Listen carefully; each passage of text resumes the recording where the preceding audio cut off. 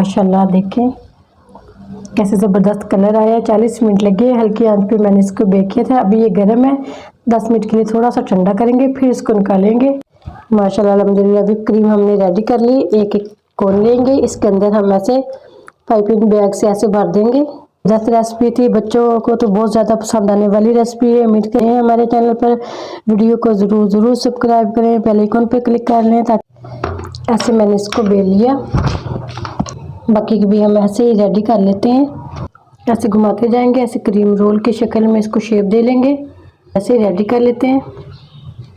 सारे रोल हमने रेडी कर लिए। पतीली को मैंने पहले गर्म कर लिया। माशाल्लाह से सारे रोल हमारे रेडी हो चुके हैं। कोने से निकाल लेते हैं इसको। माशाल्लाह 40 मिनट लगे हैं इसको, हल्की आंच पे हमने पतीले में बेक किया था इसको।